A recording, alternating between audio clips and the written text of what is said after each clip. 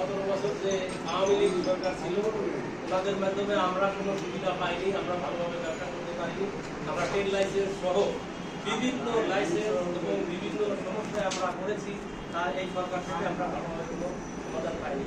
আশা করি আমরা পরবর্তীতে যে দ্রুত নির্বাচন হবে, সেই নির্বাচনের মাধ্যমে বাংলাদেশ জাতীয়তাবাদী দল বিএনপি ক্ষমতায় আসবে। সেইখানে আপনিও একজন প্রতিনিধি থাকবেন। আমাদের ইউনুস ভাই যদি নির্বাচনে অংশগ্রহণ করতে পারে, আমরা তাকে জয় করবো ইনশাআল্লাহ। আমার জন্ম যখন আমি ছোট ছিলাম, তখন আমি দেখেছি বিএনপি নির্বাচন, মির্জা আব্দুল আওয়াল উনি আমাদের এমপি নির্বাচিত হওয়ার পরে আমার বাবা এবং আমাদের এলাকার সকল মানুষ তার নির্বাচন করেছে। নির্বাচনে বিজয়ী হওয়ার পরে আমি যখন ছোট ছিলাম, ফুলের মালা নিয়ে দাঁড়িয়েছিলাম, উনি আমাকে কোলে নিয়েছে। তখন থেকে আমার বুকের মধ্যে বিএনপি এসে গেছে।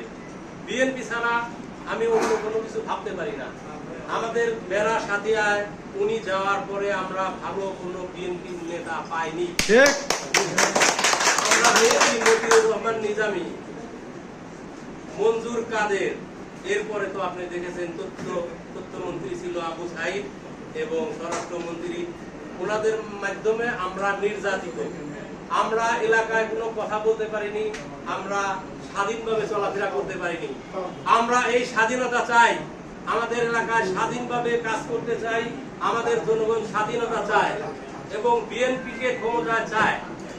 বিএনপির জন্য আজকে বিএনপিকে ভোট দেওয়ার জন্য মানুষ হন্য হয়ে আছে।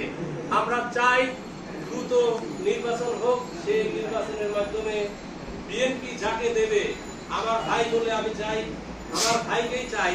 কিন্তু যদি আমার ভাই ইউনুস সাহেবকে যদি না দেওয়া হয়, আপনারা বিএনপি থেকে কাকে দেবেন আপনারা একটু বিবেচনা করবেন। ক্লিন ইমেজের কে আছে, ওনার চাইতে যদি কোনো যোগ্য নেতা থাকে তাহলে আপনারা দেবেন।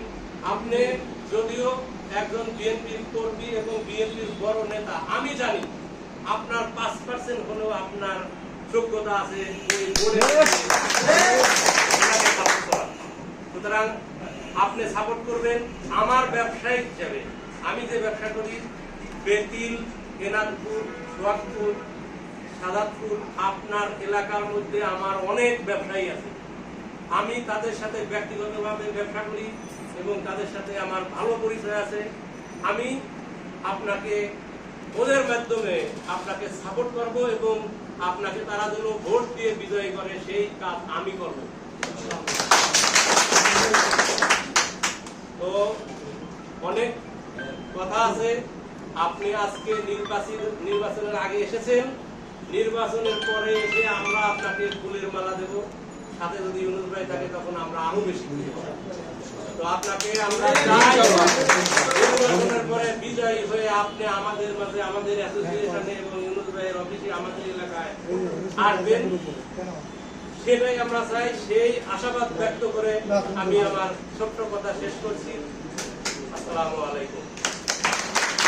আমাদের মাঝে বক্তব্য রাখবে আমাদের প্রধান অতিথি এবং আমাদের বিশেষ অতিথি, সবকিছু তাকে বলতে পারি।